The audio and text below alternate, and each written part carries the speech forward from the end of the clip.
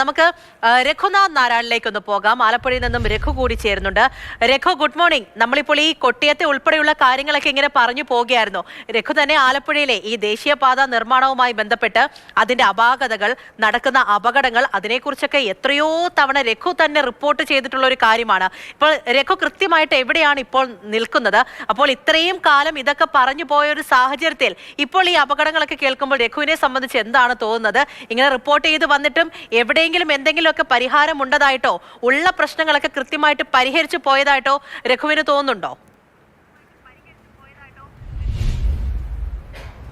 ഞാനുള്ളത് ദേശീയപാതയിൽ പാതിരപ്പള്ളിയിലാണ്. ആലപ്പുഴയെ സംബന്ധിച്ചിടത്തോളം ധാരാളം ഇടങ്ങളിൽ ഫ്ലൈ ഓവറുകളുണ്ട്, അണ്ടർപാസുകൾ നിർമ്മിക്കുന്നുണ്ട്. ആലപ്പുഴയിലെ ഒരു പ്രധാനപ്പെട്ട പ്രശ്നമെന്ന് പറയുന്നത് മണൽ തന്നെയാണ്. കാരണം ആലപ്പുഴയിലെ മണൽ കുറച്ചുകൂടെ ലൂസാണ്. അതുകൊണ്ട് ആലപ്പുഴയിൽ ജില്ലയിൽ നിന്നുള്ള മണൽ ഉപയോഗിക്കുന്നതൊക്കെ വലിയ പ്രശ്നമായിരുന്നു. കുന്നിടിച്ച കിഴക്കൻ മേഖലയിൽ നിന്ന് ഗ്രാവൽ കൊണ്ടുവരണം, അത് വലിയ പ്രതിസന്ധിയായിരുന്നു. അങ്ങനെയാണ് കായലിൽ നിന്ന് മണൽ കോരാൻ വേണ്ടി തീരുമാനിച്ചത്.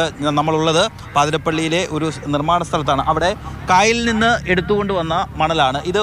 നമ്മൾ സാധാരണ ആലപ്പുഴയിലുള്ള പോലത്തേലുള്ള മണൽ തന്നെയാണ്. ഇതിനകത്ത് ഒരു പ്രശ്നമെന്ന് പറയുന്നത് ഇതിനകത്ത് കക്കയും മറ്റുമൊക്കെ ഉണ്ട്. ഈ കക്കയുടെ ഒരു ആളുകളൊക്കെ പറയുന്നത് ഈ കക്ക ഒരു കുറേ നാൾ കഴിയുമ്പോഴത്തേക്ക് പൊടിഞ്ഞ് ഇല്ലാണ്ടാവും. അപ്പോൾ സ്വാഭാവികമായിട്ട് തന്നെ ബലക്ഷയമൊക്കെ ഉണ്ടാകാനുള്ള സാധ്യതയുണ്ട് എന്ന് നാട്ടുകാർ അന്ന് മുതൽ തന്നെ പരാതി പറയുന്നുണ്ട്. ഇതിങ്ങനെ നമ്മൾ ഈ സാധാരണ നിലയിൽ കുന്ന് കയറി പോകുന്ന പോലെ അത്രമേൽ ഉയരത്തിലാണ്. ഒരു 10 അങ്ങ് നമ്മൾ ആ അണ്ടർപാസിൻ്റെ അവിടെ എത്തുമ്പോഴത്തേക്ക് ഒരു 12-13 അടിയോളം പോകും. അത്രയും മണ്ണിട്ട്, ഈ പൂഴിമണൽ എന്ന് നമുക്ക് പറയാവുന്ന രീതിയിലുള്ള മണലിട്ട് ഇതിങ്ങനെ പൊക്കി ആണ്. ഇത് പാതിരപ്പള്ളിയിൽ മാത്രമല്ല, ധാരാളം എടുത്ത് ഏറ്റവും കുറഞ്ഞൊരു 20 സ്ഥലങ്ങളിലെങ്കിലും ഇതേപോലെ വലിയ അണ്ടർപാസുകൾ നിർമ്മിക്കുന്നതിൻ്റെ ഭാഗമായി ഇത്രയും ഉയരത്തിൽ ഒരു കുന്നുപോലെ മല പോലെയൊക്കെ ഇത്തരത്തിൽ ഒരു അത്ര കട്ടിയില്ലാത്ത മണലൊക്കെ ഇട്ടിട്ടുണ്ട്. അത് വലിയ പ്രതിസന്ധി ഉണ്ടാക്കുമെന്നുള്ളതാണ് നാട്ടുകാരുടെ പറയുന്നത്. ഒരു പക്ഷേ ഇതൊക്കെ ശാസ്ത്രീയമായ പഠനങ്ങൾക്ക് ശേഷം നിർമ്മിക്കുന്നതായിരിക്കും. ഈ മണൽ നിറയ്ക്കുന്ന അല്ലെങ്കിൽ ഇതിൻ്റെ ഒരു ബോർഡർ എന്ന് പറയുന്നത് ഇത്തരത്തിൽ ലോക്ക് കട്ട, പൂട്ടുകട്ട കൊണ്ടാണ് നിർമ്മിച്ചിരിക്കുന്നത്. ഞാനും നമ്മുടെ ക്രൂ ഒക്കെ കാറിൽ പോകുമ്പോൾ ഞങ്ങൾ പലപ്പോഴും തമാശയായിട്ട് പറയാറുണ്ട്, ഇത് ഉരുണ്ട് വീഴാനുള്ള സാധ്യതയില്ലേ എന്നൊക്കെ. കാരണം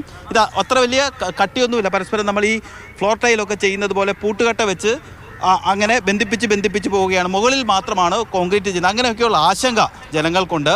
ഒരു അപകടം ഉണ്ടാകുമ്പോൾ സ്വാഭാവികമായിട്ട് തന്നെ നമ്മുടെ നാട്ടിൽ സംഭവിക്കുമോ എന്നുള്ള ആശങ്ക പൊതുവേ ജനങ്ങൾക്കുണ്ട്. നമുക്ക് കാണാം, ഈ കായലിൽ നിന്ന് പുന്നമടക്കായലിൽ നിന്നടക്കം കൊണ്ടുവന്ന മണലാണ്. ഇത് പൂഴിമണലാണ്. നമ്മൾ ഈ ഗ്രാവലോ അല്ലെങ്കിൽ ചെങ്കല്ല്, ചെമ്മണ്ണ് പോലെ അത്ര കട്ടിയുള്ള മണലല്ല.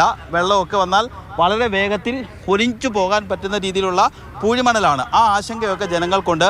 ഈ കെ സി വേണുഗോപാൽ അടക്കം അദ്ദേഹം പാർലമെൻറ്റിലടക്കം പലതവണ ഉന്നയിച്ചതാണ് ഇതിൻ്റെ ഒരു ശാസ്ത്രീയ കാര്യങ്ങളൊക്കെ പഠിക്കണമെന്ന്. പക്ഷേ ദേശീയപാത അതോറിറ്റി പറയുന്നത് പല സ്ഥലങ്ങളിലും ഇത്തരത്തിൽ മണലൊക്കെ ഇട്ട് ഇല്ലെങ്കിൽ ഈ പൂഴിമണലൊക്കെ ഇട്ടാണ് ഇത് ചെയ്യുന്നത്. അതുകൊണ്ട് വലിയ പ്രശ്നങ്ങളൊന്നുമില്ല എന്നാണ് പറയുന്നത്. പക്ഷേ കൊല്ലത്തുണ്ടായ അപകടം ആലപ്പുഴയിലും ഉണ്ടാകാനുള്ള സാധ്യതയുണ്ട് എന്ന് പറയുന്നതേ ഉള്ളൂ. പക്ഷേ ഇതിൻ്റെ ഒരു ശാസ്ത്രീയ പഠനങ്ങളൊക്കെ കാര്യമായ രീതിയിൽ നടക്കുന്നില്ല എന്നുള്ളൊരു ആശങ്ക നിലനിൽക്കുന്നത് കൊണ്ടാണ് നമ്മളിവിടെ വന്ന് ഈ കാര്യങ്ങൾ പറഞ്ഞത്.